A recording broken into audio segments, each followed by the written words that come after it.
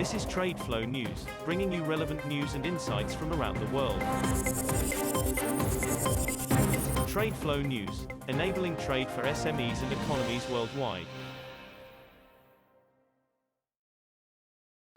These are some of the key topics that we will be looking into in today's program.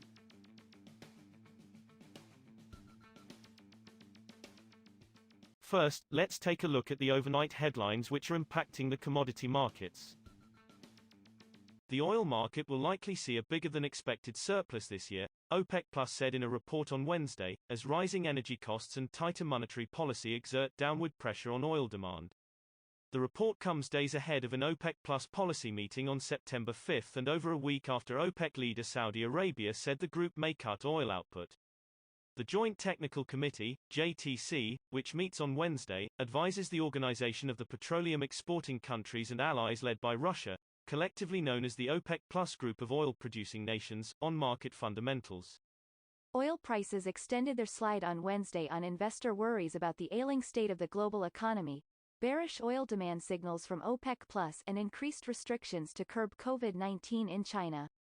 Brent crude futures for October, due to expire on Wednesday, were down $2.71 at $96.60 a barrel following Tuesday's $5.78 loss.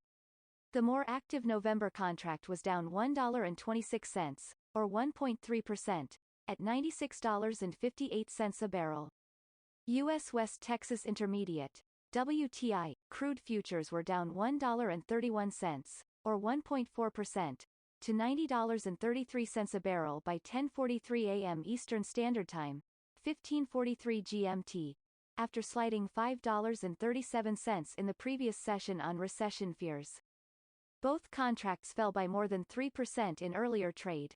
Moving on to the top news in the energy sector. Russia halted gas supplies via Europe's key supply route on Wednesday, intensifying an economic battle between Moscow and Brussels and raising the prospects of recession and energy rationing in some of the region's richest countries. European governments fear Moscow could extend the outage in retaliation for Western sanctions imposed after it invaded Ukraine and have accused Russia of using energy supplies as a weapon of war. Moscow denies doing this and has cited technical reasons for supply cuts. Russian state energy giant Gazprom said Nord Stream 1, the biggest pipeline carrying gas to its top customer Germany, will be out for maintenance from 0100 GMT on August 31 to 0100 GMT on September 3. Chinese refiners are expected to produce more than 15 million tons of very low sulfur fuel oil, VLSFO, this year, a record level, as the country allows greater competition in the marine fuel sector, an industry executive said on Wednesday. Local authorities on China's east coast have rushed to grant new licenses for supplying VLSFO, which has a maximum sulfur content of 0.5%, to capitalize on the International Maritime Organization's tighter emission rules that came into force in 2020.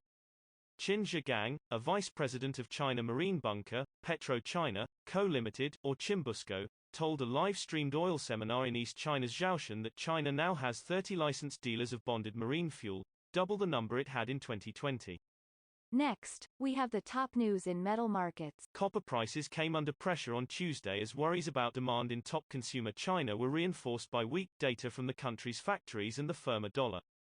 Benchmark copper on the London Metal Exchange traded down 2.1% at $7,700 a ton in official rings, extending its losses to 7% since Friday when prices hit a two-month high at $8,318 a ton. It is on course for its fifth month of consecutive losses.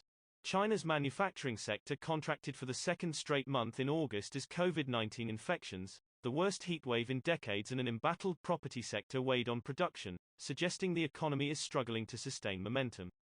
Copper output in Chile, the world's largest producer of the metal, fell 8.6% year-on-year to 430,028 tons in July, the country's statistics agency INE said on Wednesday.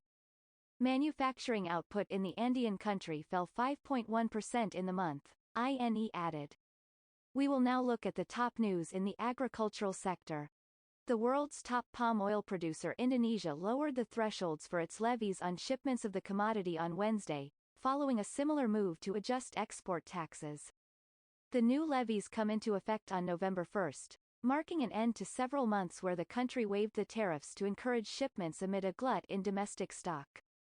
The new rules charge a maximum levy of $240 per ton when the crude palm oil reference price, CPO, hits over $1,430 per ton, the regulations posted on the Finance Ministry's website showed.